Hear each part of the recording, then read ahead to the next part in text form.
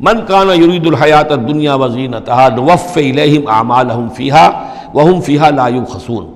جو لوگ بھی طالب ہوتے ہیں، ارادہ کر لیتے ہیں، طالب ہوتے ہیں دنیا کی زندگی کا اور اس کی زینت کا، زیبائش، آرائش، چمک دمک، ساز و سامان، اسی کے پیچھے پڑے ہوئے ہیں، محنت کر رہے ہیں، بھاگ دوڑ کر رہے ہیں، خون پسینہ ایک کر رہے ہیں، دن رات ایک کر دیا ہے،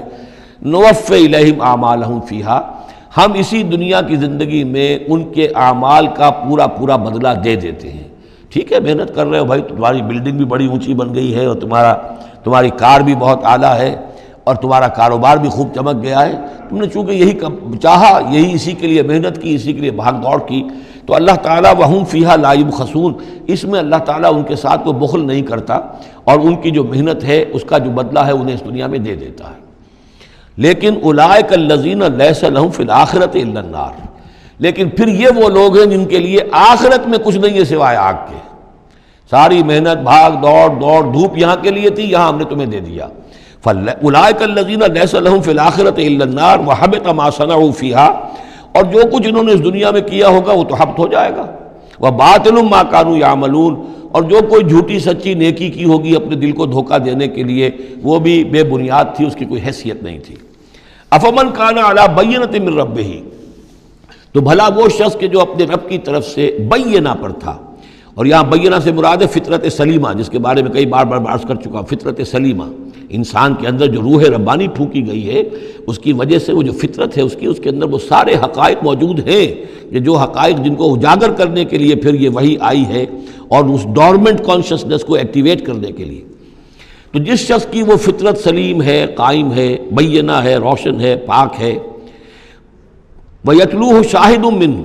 اور پھر اس کے پیچھے آتا ہے اس کے لیے گواہ، یعنی ایک شخص ہے جس کی فطرت سلیم تھی، حضور صلی اللہ علیہ وسلم ہے، سلیم فطرت، نیک فطرت، عقل سلیم، اور پھر وحی بھی آ گئی، وحی نے گواہی دے دی،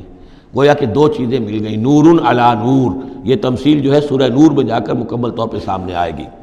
افمن کان علی بینۃ من ربہ ویتلوہ شاہد منہ ومن قبلہ کتاب موسیٰ اماما ورحمہ، اور پھر اس کے علاوہ اس سے پہلے کتاب موسیٰ موجود ہے جو امام بھی تھی، رہنمائی کرنے والی، اور رحمت بھی تھی، یعنی دوسری تصدیق ہو رہی ہے وہ تورات سے ہو رہی ہے۔ تو فطرت محمدی صلی اللہ علیہ وسلم وہ بینہ، وہ روشن خالص، پھر وہی جو آپ پر آ گئی نور علی نور، اور نمبر 3 تورات جو ہے اس کی تصدیق کر رہی ہے، یہ گویا کہ اور اضافی چیز۔ اولئک یؤمنون بہ، یہی لوگ ہیں کہ جو اس پر ایمان لائیں گے، ومن یکفر بہ من الاحزاب، اور جو اس کا انکار کریں گے، کفر کریں گے اس کتاب کا، من الاحزاب، ان تمام گروہوں میں سے، فرقوں میں سے، چاہے وہ مشرکین مکہ ہوں اور چاہے وہ اہل کتاب ہوں، فالنار موعدہ، تو پھر آگ ہی ان کے وعدے کی جگہ ہے۔ فلا تک فی مریۃ منہ، تو اے نبی آپ ان کے بارے میں کسی شک و شبے میں نہ رہیں، انہ الحق من ربک، یقیناً یہ حق ہے آپ کے رب کی طرف سے، ولکن اکثر الناس لا یؤمنون، لیکن اکثر لوگ ایمان لانے والے نہیں ہیں۔